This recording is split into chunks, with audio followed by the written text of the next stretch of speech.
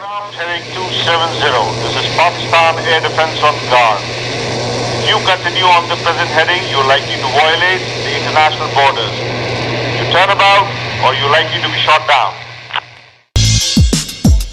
हमें रहना है अपनी सरज़मीं का पासबा बनकर, नबी की है दुआ फतह मुबीन का एक निशा बनकर, करम अल्लाह का रहता है,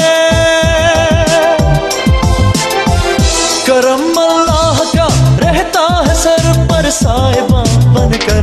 कसम उस वक्त की, कसम उस वक्त की, कसम उस वक्त की, कसम उस वक्त की।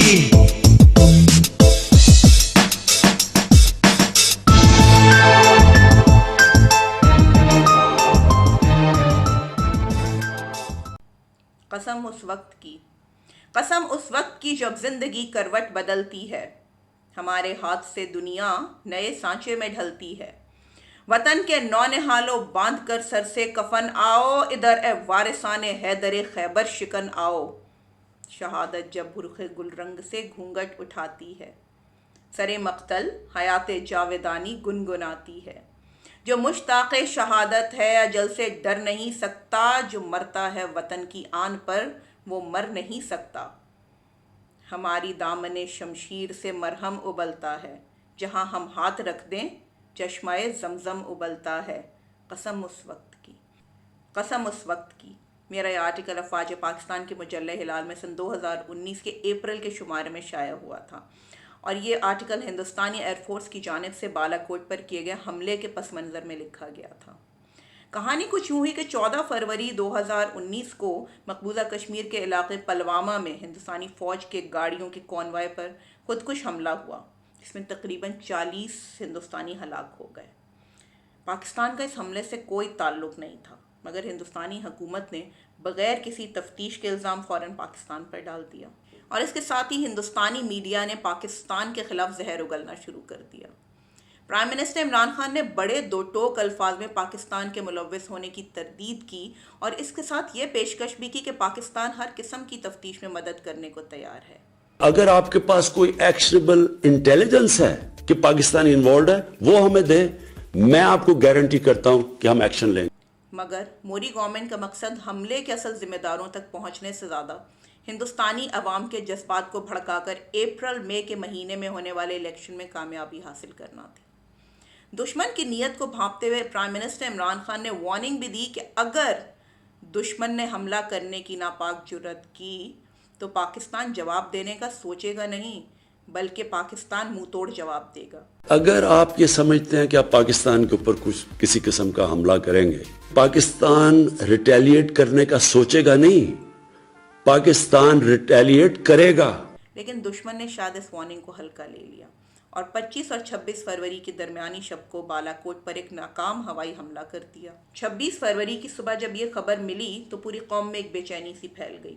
शदीद गुस्से की सी कैफियत थी और पूरी कौम में गुस्सा था कि जल्द अज जल्द दुश्मन का उधार चुकाया जाए। एक हद तक मायूसी की सी फिजा कायम हो गई थी और दिन गुजारे नहीं गुजर रहा था। ऐसे में मेरे दिल से एक कराह निकली, अज आखां एम आलम नू कदी कबरां विचों बोल। ये बेचैनी कायम थी कि मेजर जनरल आसिफ गफूर की प्रेस कॉन्फ्रेंस सुनी। उन्होंने कौम को यकीन दहानी कराई कि बदला लिया जाएगा। प्राइम मिनिस्टर ने कहा था कि हम रिटेलिएट का सोचेंगे नहीं, रिटेलिएट करेंगे। मैंने 3 चीजें कही थी। You will never be able to surprise us. We have not been surprised. We were ready, we responded, we denied. मैंने कहा था कि we will retain the escalation ladder. We have that initiative in our hand. I said that we will surprise you. Wait for that surprise. I said that our response will be different. See it for yourself. The response will come. And response will come differently. Prime minister ने आज की meeting में कहा, arm forces को भी, तमाम elements of national park को भी, और पाकिस्तान की 207 मिलियन पॉपुलेशन को भी, get ready for any eventuality. अवाम तैयार है। आपने पॉलिटिकल पार्टीज की आज रिस्पॉन्स देखा है। سب ایک ہیں. Now it is time for India to wait for our response. The response will come at the point and time of our choosing, where our civil military leadership decides and as a matter of fact has decided. It is your turn now to wait and get ready for our surprise. اپنے حصے کی چال تم چل بیٹھے، ہمارے منتظر رہنا، کہانی ختم کرنی ہے. اور پھر پاکستانی قوم نے دیکھا کہ ہمارے جرنیل نے اپنا وعدہ نبھایا. 27 فروری کو قوم نے یہ خوشخبری سنی کہ پاک فضائیہ کے ہوا بازوں نے ایم عالم کی یاد تازہ کرتے ہوئے ہندوستان کے 2 جہاز تباہ کر دیے، جن میں سے ایک جہاز کا ملبہ مقبوضہ کشمیر میں گرا اور دوسرا جہاز پاک سرزمین پر گرا. اور اس کا پائلٹ جب ہمارے لوگوں کے ہاتھ لگا تو ہمارے لوگوں نے بہت پیار سے جی آیاں نو کہتے ہوئے کہا، پاکستان پہ اٹیک کرنے آئے تھے، پہلے پاکستانیوں سے تو مل لو. ہندوستانی جہاز کی تباہی اور پائلٹ کی گرفتاری کی خبر نے قوم میں ایک نئی روح پھونک دی. قابل رشک یکجہتی دیکھنے میں آئی کہ جب تمام سیاسی جھنڈوں کی جگہ عوام کے ہاتھوں میں سبز ہلالی پرچم لہرا رہا تھا. DGISPR کا اپنی قوم سے یہ وعدہ کہ بدلہ لیا جائے گا، اور بدلہ لے لیا گیا، اور بدلہ بھی ایسا کہ بھارتی قوم عرصے تک اس درد کو محسوس کرتی رہے گی. کم از کم 2 باتیں دشمن پر واضح ہو گئیں کہ یہ دن کی روشنی میں مارتے ہیں اور مار کر سب کو دکھاتے ہیں. اور میری پاک فوج کا وہ جذبہ کہ لہو کے آخری قطرے تک مادر وطن کی حفاظت کرنی ہے، اور ہماری قوم کا اپنے جاں بازوں پر یہ ایک بار اعتماد کہ جب تک پاکستان کا دفاع اللہ کے بعد ان جاں بازوں کے ہاتھوں میں ہے، انشاءاللہ دشمن کو ہر محاذ پر منہ کی کھانی پڑے گی. میری سرحد پہ پہرا ہے ایمان کا، میرے شہروں پہ سایہ ہے قرآن کا، میرے فوجی غلامان خیبر شکن، چاند میری زمیں پھول میرا وطن. جو قوت ہمارے پاس ہے وہ مودی سرکار کے پاس نہیں. نعرہ تکبیر اللہ اکبر، نعرہ رسالت یا رسول اللہ، نعرہ حیدری یا علی. ان نعروں کی ہیبت ہمارا دشمن نسل در نسل سے جانتا ہے اور اس کی طاقت پہچانتا ہے. 1965 کے جس جذبے کا ذکر میں اپنے بڑوں سے سنتی تھی، آج میں اس جذبے کا حصہ بن چکی تھی، جہاں میری پاک فوج ان اشعار کی تفسیر بنی ہوئی تھی کہ میرے وطن میرے بس میں ہو تو تیری حفاظت کروں میں ایسے، خزاں سے تجھ کو بچا کے رکھوں، بہار تجھ پر نثار کر دوں. اور وہیں میری دلیر قوم کا یہ جذبہ تھا کہ تیری محبت میں موت آئے تو اس سے بڑھ کر نہیں ہے خواہش، یہ ایک جاں کیا 1000 ہوں تو 1000 تجھ پہ نثار کر دوں. میں مختلف یونیورسٹیز میں پڑھاتی رہی ہوں. میں اپنے شاگردوں کا یہ جذبہ دیکھ کر حیران رہ گئی کہ جب کچھ اسٹوڈنٹس میرے پاس آئے اور کہنے لگے کہ میم ہماری جان مال سب پاکستان پہ قربان، ہم اپنے فوجیوں کے شانہ بشانہ لڑنا چاہتے ہیں، اگر بارڈر پر ہمارے زخمی فوجیوں کو خون کی ضرورت ہے ہمارا خون حاضر ہے. آپ تو فوجیوں کے رسالے میں لکھتی ہیں، آپ تو ان کو پیغام دے سکتی ہیں نا کہ ہم ان کے ساتھ آنا چاہتے ہیں، ہم اپنا حصہ ڈالنا چاہتے ہیں، صرف ایک بار وہ یہ بتا دیں کہ وہ کیا چاہتے ہیں. ان کے اس جوش کو دیکھ کر میری آنکھیں بھر آئیں اور میں نے مسکراتے ہوئے کہا کہ یہی تو مسئلہ ہے کہ وہ ہم سے کچھ مانگتے نہیں ہیں. مودی سرکار، تم اس قوم سے بھیڑنے کی کوشش کر رہے ہو. اس ملک میں صرف وردی والے ہی فوجی نہیں بلکہ ہر پاکستانی فوجی ہے. بھارتی پائلٹ کی گرفتاری کے بعد سشما سوراج کا جو بیان آیا تھا اور پاکستان کو مذاکرات کے لیے پیشکش کی گئی تھی، تو بھی مجھے سن 65 کا نغمہ یاد آ گیا کہ اج ہندیاں جنگ دی گل کیتی، اکھ ہوئی حیران حیرانیاں دی، مہاراج ایک کھیڈ تلوار دی ہے، جنگ کھیڈنی ہوندی زنانیاں دی.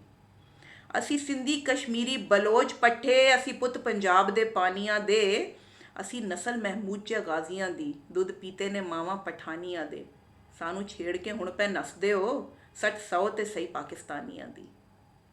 ادھر محاذوں پر ہماری پاک افواج سینہ سپر تھی اور ہمارے افسر اور جوان ان کے ہر حملے کا جواب دے رہے تھے، اور دوسری جانب PSL جس پہ ساری دنیا کی نظریں تھیں کہ اب اس کے انعقاد کا کیا ہوگا. یہاں پر اسی پاک فوج کا دیا ہوا اعتماد کہ ہمارے ہم وطنوں، ہم اپنی روایات کو اسی طرح زندہ و جاوید رکھیں گے. اور واقعی ساری دنیا نے یہ دیکھا، بارڈر پر جو بھی صورتحال رہی، پاکستان سپر لیگ کا اختتام بھی انتہائی شاندار طریقے سے ہوا. اور جب پاک فوج کے جوانوں نے پیراشوٹ کے ذریعے نیشنل اسٹیڈیم میں انتہائی دبنگ طریقے سے انٹری دی تو اسٹیڈیم کی فضا پاکستان زندہ باد، پاک فوج زندہ باد کے نعروں سے گونج اٹھی. سپہ سالار جنرل قمر جاوید باجوہ کی بھی اسٹیڈیم میں موجودگی ساری دنیا کو یہ خاموش پیغام دے گئی کہ پاک فوج ہر محاذ پر اپنی عوام کے ساتھ ہے. DGISPR کے اس بیان نے ساری دنیا کو یہ پیغام دے دیا کہ ہمارے پاس صلاحیت ہے، ہم سب کچھ کر سکتے ہیں، لیکن خطے کی امن کی قیمت پر نہیں۔ اور خطے میں امن کی خواہش کی مثال اس سے بڑھ کر کیا ہوگی کہ جنگی قیدی ونگ کمانڈر ابھی نندن کو عزت و احترام سے آزاد کر کے واگا بارڈر کے ذریعے اس کے ملک واپس بھیج دیا۔ بہت سارے دیسی لبرلز اور نام نہاد محبان وطن نے بحیثیت پاکستانی ابھی نندن کی آزادی پر سوال اٹھائے، حکومت پر بھی اور پاک فوج پر بھی۔ ان دانشور حضرات کو یہ پیغام دینا چاہتی ہوں کہ قابل قدر صاحبان علم و دانش آپ کی نظر میں ایک نظریہ ہوگا، ہماری پاک فوج اور ایجنسیز کی نظر میں ہزار ہوتے ہیں۔ وہ کبھی بھی ملک کی سالمیت اور مفاد کے خلاف نہیں جا سکتے۔ ان لوگوں کی دانشمندانہ گفتگو کے جواب میں لکھنے کو تو بہت کچھ ہے، لیکن میں اپنے مضمون کا اختتام تلخی پر نہیں کروں گی، میں اس دعا کے ساتھ کروں گی کہ اے میرے رب، اے شہنشاہوں کے شہنشاہ، جس طرح تو نے غزوہ بدر میں 313 مسلمانوں کی فرشتوں کے ذریعے مدد کی تھی، ان کے دشمنوں کو شکست سے ہمکنار کیا تھا، ایسے ہی میری پاک فوج کی مدد فرما کہ ہم پاکستان کی طرف اٹھنے والی ہر میلی آنکھ کو نیست و نابود کر سکیں۔ اور آخر میں پاکستان کے دشمنوں کو ایک بات اور کہہ دینا چاہتی ہوں کہ دشمنوں، تم نے اس قوم کو للکارا ہے۔ کعبہ ہے جن کی جبینوں میں، قرآن ہے جن کے سینوں میں، اللہ کا جن کو سہارا ہے۔ ہم جب بھی ہلالی پرچم کو لہرا کے قدم بڑھاتے ہیں، جھکتا ہے فلک، ہلتی ہے زمین، بت خانوں سے بت گر جاتے ہیں۔ باطل کا نام مٹا دینا دنیا میں کام ہمارا ہے۔ عباس و خالد و طارق کی تلواروں کی جھنکار ہیں ہم، دشمن کو مٹانے کی خاطر شمشیر بکف تیار ہیں ہم۔ ہر حکم خدا فرمان نبی ہمیں اپنی جان سے پیارا ہے۔ ہر مومن کو، ہر غازی کو رحمت کا سہارا ہوتا ہے۔ ہم نام علی جب لیتے ہیں میدان ہمارا ہوتا ہے۔ چاہے مشرق ہو یا مغرب ہو، ہم سب کا ایک ہی نعرہ ہے، پاکستان ہمیشہ زندہ باد، افواج پاکستان پائندہ باد۔ اس قوم کو کل بھی اپنے شہپروں پہ ناز تھا، اس قوم کو آج بھی اپنے شہپروں پہ ناز ہے۔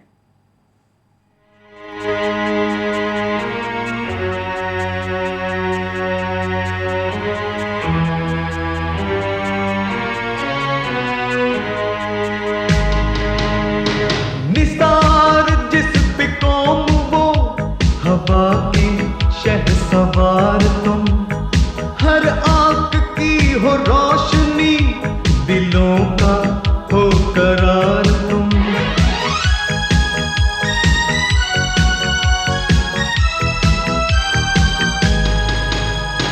وفا و احترام دین حق کے دوست دار تم۔